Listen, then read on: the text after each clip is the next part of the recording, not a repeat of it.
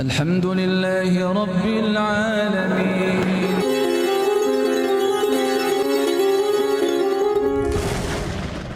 Nah, ketika kita diminta bersabar untuk berislam, beriman, sholat, zakat, ketika kita ingin mengakhiri kesabaran, berarti maknanya bisa jadi maknanya adalah kita murtad. Na'udzubillahi min dzalik. Berarti sabar itu tidak boleh ada dibatasi. Batasnya kapan? Hatta talqaw rabbakum. Kata Nabi yang ditirukan oleh Anas bin Malik. Sampai engkau bertemu dengan Rabb kalian. Jadi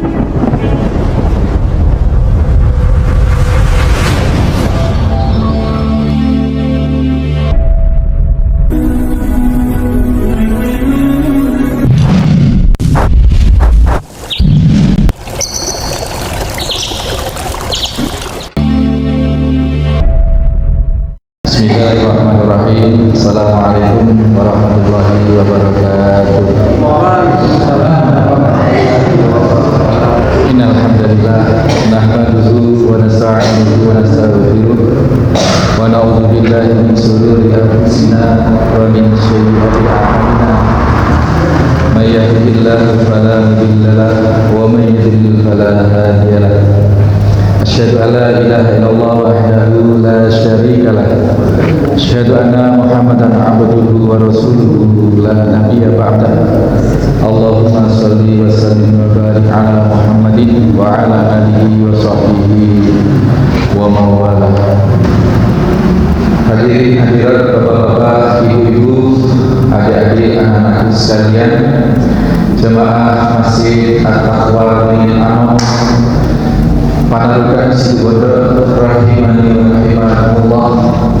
Tingkatan yang paling tinggi di saat kita menerima musibah agar kita termasuk dalam kualifikasi orang mukmin yang mendapat kebaikan dari segala sesuatu tadi adalah bersyukur. Satu batu cerdas berdarah alhamdulillah ala kulli hal.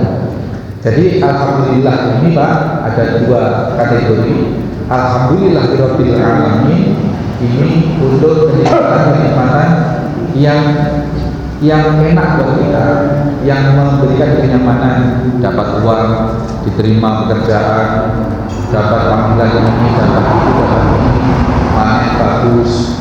Alhamdulillah Rabbil Alamin.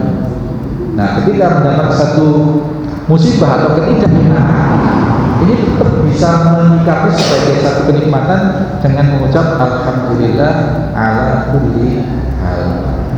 Kalah perang, kompres orang, atau jatuh di jalan, atau aset rumahnya kebanjiran, TV-nya rusak, sofanya rusak, karpetnya rusak, bisa dipakai, kambingnya kelir, ada yang bilang sapi kelir biasa di sini dulu 2002-2008. Setelah banjir selesai, rapi semua, 2009 saya masuk di Mbak. Kita sudah katakan banjir 2009, 2010. Kemudian masih di Gedung Dowo, jasa 2011 air masuk Jawa. Ini tingkat tertinggi dari derajat kesabaran dari portal-portal kesabaran itu adalah bersyukur. Ditemani orang alhamdulillah. Alhamdulillah. Alhamdulillah. Iya, bukan berarti artinya ya harus bersyukur urusannya apa begitu kan? Tetapi menyikapi kejadian itu adalah dengan bersyukur. Alhamdulillah, bukan dengan sudah alhamdulillah. Tambahi sama orang kayak doktrinnya orang Nasrani itu kalau tampar TV apa TV kanan berarti bukan seperti itu, bukan seperti itu. Nah, ini kalau misalnya yang bisa merasakan sepertinya orang mukmin. Sekali lagi hanya orang mukmin. Alhasil kita bisa muhasabah. Kalau kita belum bisa merasakan seperti ini, berarti kita bisa mengukur diri kita, berarti keimanan kita masih level mana ya? Nah, ini tugas masing-masing sudah. Tugas masing-masing untuk mengupgrade keimanan itu dengan petunjuk-petunjuk sikap-sikap yang sudah disampaikan di dalam kesehatan kita ini. Kalau orang tidak beriman, ini dia urusannya kalau bangkrut usaha sudah kiamat, tidak panen sudah merasa kiamat, buah makannya panen tapi tidak semahal panen yang kemarin, sudah merasa kiamat. Pernah suatu hari Nabi Nuh alaihissalam, dalam satu riwayat kisah, ada seorang ibu-ibu yang menangis karena ditinggal anaknya yang masih remaja, putrinya yang masih remaja. Nabi Nuh itu berdakwah 950 tahun, berarti umur beliau lebih dari itu. Umur beliau lebih dari itu, 1000 tahun atau 1000 tahun lebih. Nah, ketika ibu-ibu ini ditanya oleh Nabi Nuh alaihissalam, ibu kenapa menangis seperti itu sejadi-jadinya? Ya Nabi, ya Rasul, saya ditinggal mati oleh putri saya. Lalu putri umur berapa? Ya masih remaja, umur 300 tahun. Bu, 300 tahun masih remaja, Bu. Ayo coba sekarang orang situ bodoh umur 90 tahun kayak apa coba? Udah enggak, iya udah enggak enak dipandang sudah. Nabi Nuh atas wahyu dari Allah mengetahui, ibu tidak usah bersedih. Umur 300 tahun kita di masa kita ini sudah panjang, harusnya bersyukur Bu Satria. Anaknya sampai umur 300 tahun, nanti di akhir zaman. Kok Nabi Nuh tahu? Dia tahu lah, dia kan Rasul, diberikan wahyu. Nanti di akhir zaman ada umat manusia ini umurnya hanya kisaran 60 tahun. Itu paling tua ya 60, anarkis itu sudah wajar meninggal umur, itu sudah usia sudah segitu. Kalau misalkan kita kembangkan omongan Nabi Nuh, kalau kita ini kita bisa 1000 tahun, bisa 1500 tahun. Nah, di akhir zaman ada suatu golongan umat yang usia manusia itu hanya 60 tahun. Ibu ini kaget. Wah, berarti mereka tidak melakukan apa-apa kecuali untuk ibadah ya Rasul. Wahai Nabi Nuh, karena usianya hanya pendek, dia tidak akan mikir dunia, dia tidak akan mikir kesenangan, karena setelah lagi mati. Ini saja pun saya 300 tahun masih remaja. Nabi Nuh ketawa, senyum. Kita bisa jawab itu. Apakah iya yang hanya umur 60 tahun itu hidupnya hanya untuk akhirat? Kita ini Pak, betul, untuk akhirat atau untuk dunia? Banyak mana? Tidak Bu, kata Nabi Nuh alaihissalam. Justru kebanyakan dari mereka melalaikan akhirat. Hari-harinya bangun pagi, ya, bekerja, bangun pagi, pulang pagi, berangkat pagi, pulang malam. Mereka hanya ada yang ada dalam pikirannya dalam mencari dunia. Nanti di akhir zaman seperti itu. Nah sekarang kita bisa introspeksi seberapa kita, orientasi kita seperti apa hari ini. Dikirain kalau usianya hanya 60 tahun itu sudah nggak mikir nonton bioskop, nggak mikir mau kemana, sudah segala sesuatunya beribadah. Dikirain gitu. Ya, Nabi Nuh memberikan hiburan kepada itu. Tidak. Justru yang mereka usianya hanya sekian itu, mereka lebih parah dari kita. Mereka lebih parah dari kita. Akhirnya diisi dengan duniawi semata. Kalau penyekolahan anak, orientasinya anak nanti harus jadi itu, lupa dengan penghambaan kepada Allah Subhanahu wa Ta'ala. Ini orientasi orang manusia di akhir zaman yang diberitakan oleh Nabi Nuh. Dan orang yang memiliki keimanan, maka jiwanya akan terkoneksi, senantiasa terkoneksi dengan Allah Subhanahu wa Ta'ala. Maka dia pasti akan memenuhi kualifikasi tadi, mendapatkan kenikmatan, dia bersyukur, maka itu kebaikan dunia akhirat bagi dia. Dan ketika mendapatkan musibah dia bersabar, dan itu kebaikan dunia akhirat bagi Dan peluang ini Bapak Ibu sekalian bukan untuk golongan tertentu, bukan untuk kelas sosial tertentu, tidak hanya untuk para kiai, para nabi, para rasul, para lora, para gus, tidak hanya, semua kita berpeluang untuk bisa memenuhi kualifikasi, mendapatkan kebaikan ini. Tekaklah kita tidak dikenal, SRT aja kita tidak dikenal oleh orang SRT, tapi memiliki peluang kita akan terkenal di langit.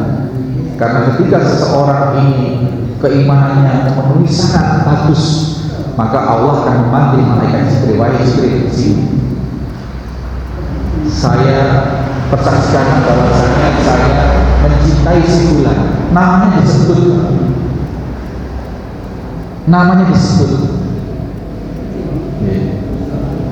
Saya mencintai si fulan. Bayangkanlah Allah menyebut nama kita. Mudah-mudahan kita termasuk di sini. Disebut. Jangan Allah yang sebut, Pak. Bupati saja ketika diwawancara menyebut nama kita, rasa kita seperti apa. Nah, ketika nama kita disebut bahwa Allah mencintai si fulan, maka malaikat Jibril ini sebagai kodirnya, sebagai penghulunya para malaikat, mengumpulkan segenap malaikat, dikumpulkanlah segenap malaikat, ribuan bahkan jutaan bahkan triliunan jumlahnya malaikat itu mengumumkan bahwa Allah mencintai si fulan yang ada di dunia itu, dan aku pun mencintai si fulan, maka kalian mencintailah juga si fulan itu. Maka jadi pembicaraan di langit nama si fulan itu, maka di langit dia menjadi orang yang terkenal, padahal di kampungnya dia SRT aja tidak semua orang kenal. Ini peluang bagi siapapun kita, meskipun kita tidak menjadi kiai, meskipun kita tidak menjadi rektor, meskipun kita tidak, kita memiliki peluang terkenal yang sama di langit. Siapa yang mengira Uwais Al-Qarni itu terkenal di langit? Kalau Allah tidak membocorkan kepada Rasul, dan Rasul tidak berwasiat kepada Sayyidina Umar bin Khattab dan para sahabat. Ada seorang pemuda di Yaman, dia sangat terkenal di langit. Kelak kalau engkau bertemu dengan dia, mintalah didoakan oleh dia. Gak ada yang kenal. Bahkan Uwais Al-Qarni ini di kampungnya itu juga tidak terkenal, tidak terkenal, tidak merasa tidak ada yang dibanggakan oleh Uwais Al-Qarni. Tetapi Masya Allah, ketulusannya merawat ibundanya, yang membimbing, yang menghalangi dia, kerinduan dia untuk bertemu dengan Rasul di Madinah, tidak kunjung ke Madinah pada Rasul waktu itu masih hidup, dan ajaran Islam tidak sampai ke Yaman. Uwais Al-Qarni termasuk pemuda yang merindukan Nabi, tetapi terhalang karena harus merawat ibundanya. Terkenal di langit Uwais Al-Qarni.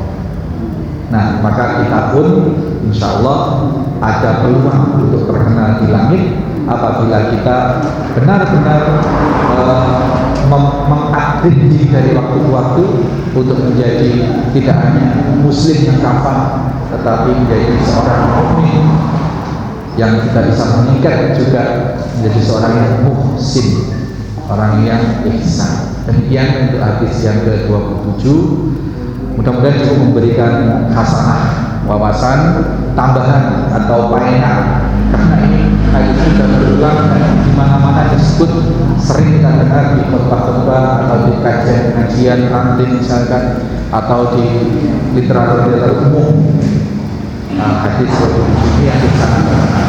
Ada sesuatu yang ingin diperjelas atau ingin diperbincangkan? Oh kakak, ya ini. Ayo kakak, apa? Nah,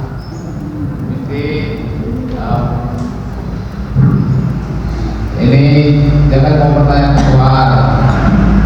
Nah, baru-baru ini ada berita tentang mengenai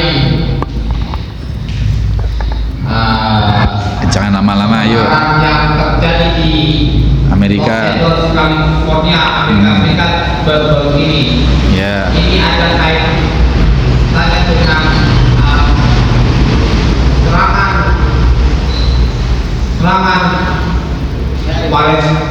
serangan di Palestina atas Israel yang tidak ada henti-hentinya sejak 7 Oktober 2023. Nah, terus selanjutnya ini ada seorang muslim yang ingin bersahabat, bergaul dan bersekutu dengan orang-orang non-muslim. Apakah itu yang dinamakan toleran? Dan pertanyaan ketiga, di mana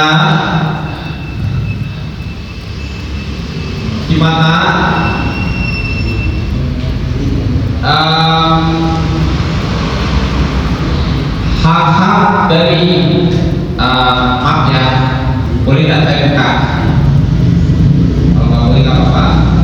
Hak-hak dari lesbian, gay, bisexual, transseksual alias LGBT di Indonesia. Ya, baik. Sudah cukup dimengerti pertanyaannya ya. Ya, jadi kebakaran di Amerika Serikat ini secara alamiahnya ya memang karena ada satu gejala musim panas dan hutan gitu ya, bersamaan dengan kencangnya angin.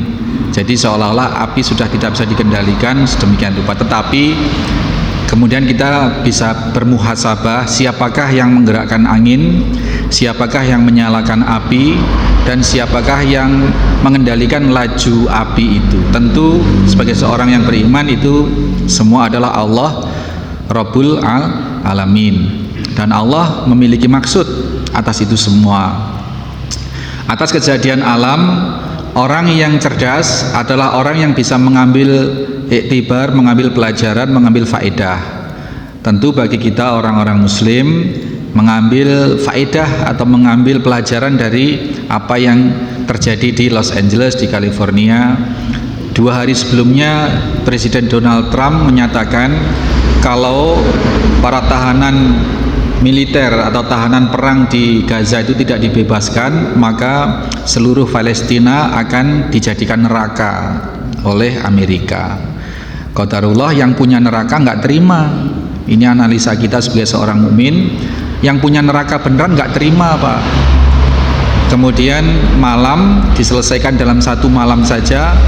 Kota-kota besar di mana Hollywood di dalamnya itu hangus terbakar. Ini yang bisa kita ambil. Kita tidak boleh sombong kepada Allah Subhanahu wa taala. Emang siapa yang punya neraka gitu. Ya. Terus yang kedua tadi bersahabat atau berteman dengan non-muslim. Non-muslim itu ada 2 kan? Ada kafir. Non-muslim itu adalah kafir. Kafir itu bukan kata hujatan, Pak. Kafir itu dari kata kufrun, menguruk. Kalau kita mengorek tanah, kemudian kita memasukkan ke lereng, kemudian kita timbun, itu menguruk, namanya kufrun. Itu menimbun. Orang secara maknawiahnya, orang kafir itu adalah orang yang menutupi atau menguruk atau mengingkari informasi langit yang dari Allah Subhanahu wa taala. Ini kafir. Yang tidak mau memeluk Islam itu namanya orang yang mengingkari, kufrun, kafir. Nah, kafir ini ada 2, ada kafir harb, kafir yang memerangi atau memusuhi umat Islam secara terang-terangan, menista, memerangi, membunuh, menyerang, itu kafir harb, dan ini wajib dilawan, diperangi. Tidak boleh kita menjalin persahabatan dengan mereka, menjalin muamalah dengan mereka, kita tidak boleh. Ada kafir zimmi. Kafir zimmi ini kafir tidak Islam tetapi berbuat baik kepada kita, bisa bekerja sama, saling tolong-menolong dalam urusan muamalah, tapi jangan kebablasan. Pas mereka merayakan hari raya mereka, kita ikut hari raya, tidak boleh. Ini ada batasan-batasan. Kalau urusan muamalah non ritual, kita wajib menjalin ukhuwah dengan mereka, ukhuwah sosial. bahwa Nabi menyatakan siapa yang menyakiti kafir zimmi sama dengan menyakiti aku, kata Rasulullah. Jadi boleh. Yang ketiga LGBT. LGBT ini dalil liberalnya, dalil demokrasinya monggo, itu memang peraturan dari luar Islam, tetapi dalam Islam jelas itu adalah satu kemungkaran, meskipun itu dalihnya adalah bukan atas kemauan dia, tetapi itu adalah kemungkaran yang wajib diperangi. Dalam arti harus diperangi bukan berarti dipukuli, dibunuh, enggak. Diperangi dalam arti tidak diikuti yang seperti itu.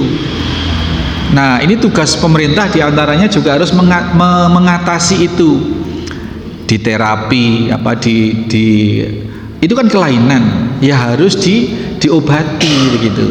Jangan malah diberi fasilitas, boleh kawin sejenis, boleh berpacaran sejenis dan lain sebagainya. Ini sikap-sikap yang tidak Islami. Yang Islami bagaimana?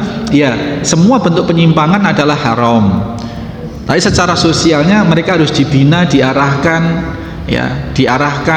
kalau perlu dikarantina, kalau perlu di terapi, ya diantaranya itu.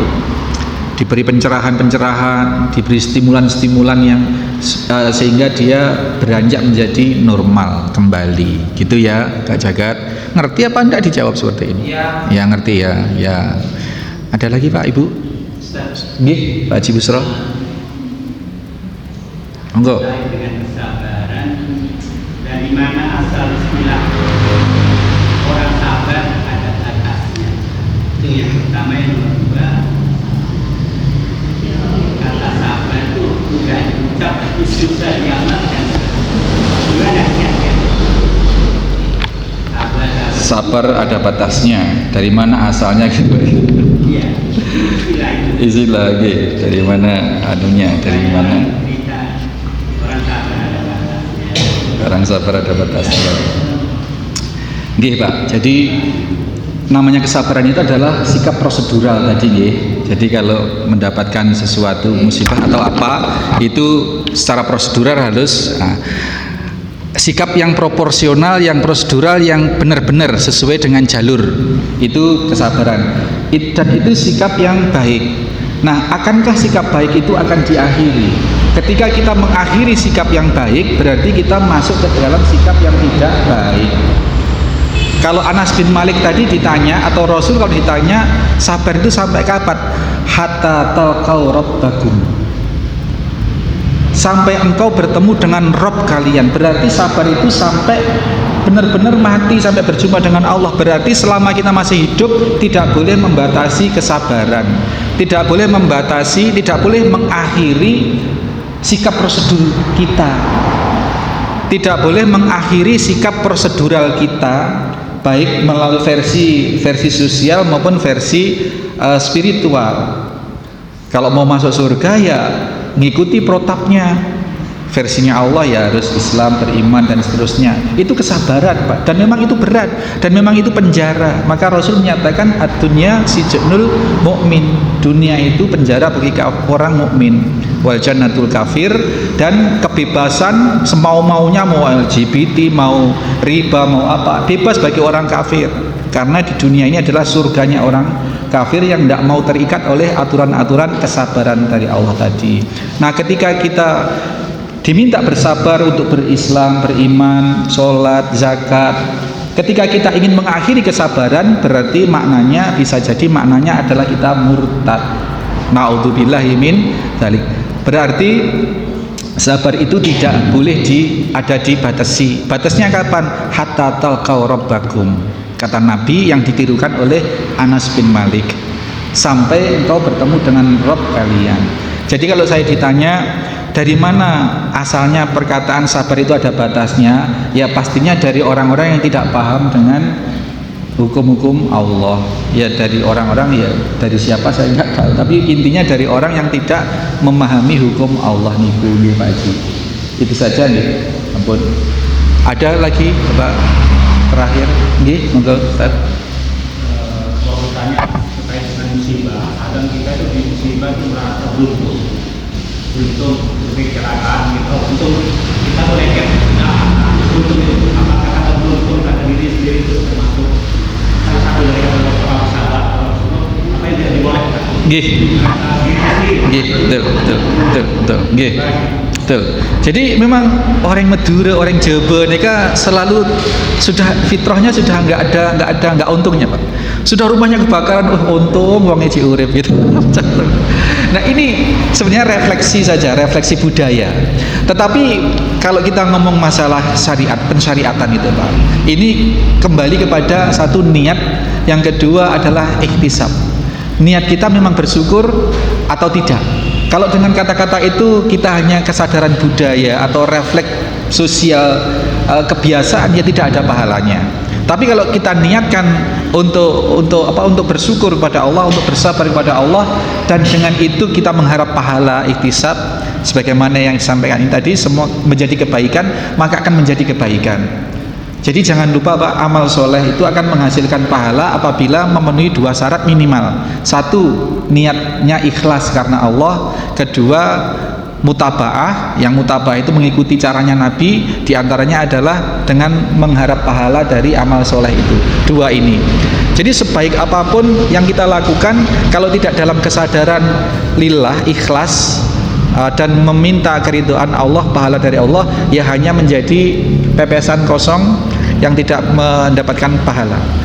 Maka sama-sama kita berangkat ke masjid, kita hanya bisa mendapat pahala ke masjid, kita bisa mendapat pahala, rangkaian pahala yang sangat banyak sesuai dengan yang kita niatkan, ikhlaskan kepada Allah. Itu sama, Pak, kita berangkat dari rumah ke masjid, kita hanya memahaminya dapat pahala sholat berjamaah 27 derajat, pemahamannya hanya itu, sehingga hanya meniatkan itu, dapatnya ya hanya itu, Pak.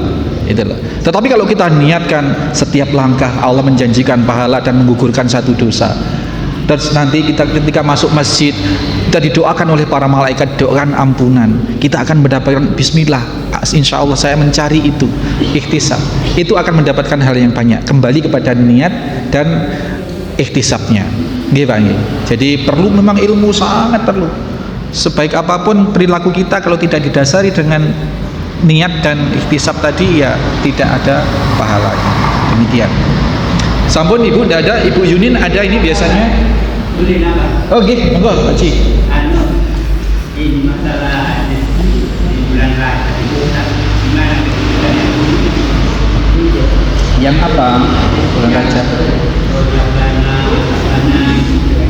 Itu doa nih, Pak. Itu piye? Allahumma barik lana fi Rajab. Saya selonjor ya, Pak. Wa sabana wa balina Ramadan. Ini kan Allahumma barik lana, ya Allah, berilah keberkahan padaku di bulan Rajab ini dan di bulan Sa'ban nanti, sehingga nanti di juga bulan Ramadan.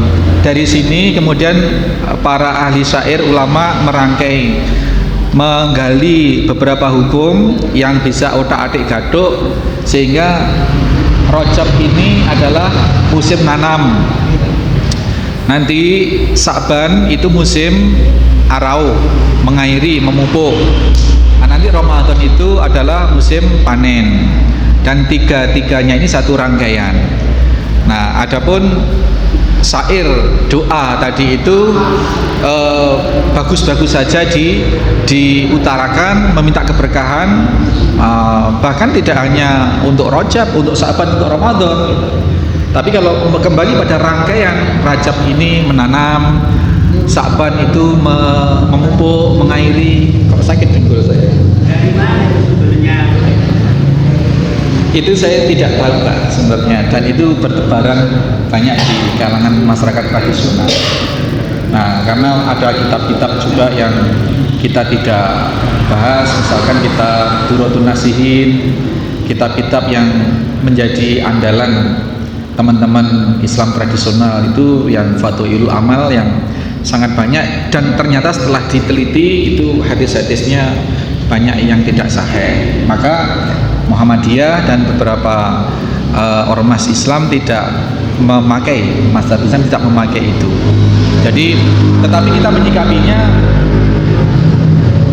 yaitu hanya semacam doa yang ya doa yang kebaikan juga. Apa jeleknya orang minta keberkahan di bulan Rajab?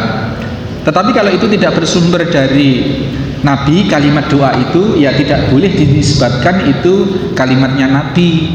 Karena kalau menisbatkan itu kalimatnya Nabi, maka kita sudah termasuk berdusta atas nama Nabi. Ini yang tidak boleh. Nah, senyampang itu kalimat baik, ya monggo. Tetapi kalau memang tidak dari Nabi, hadisnya tidak sahih, jangan dinisbatkan ini sunnah atau ini yang dari Nabi. Demikian ya sekalian, kita akhiri subhanallah wa bihamdihi, asyhadu an la ilaha illa anta, astaghfiruka wa atubu ilaik.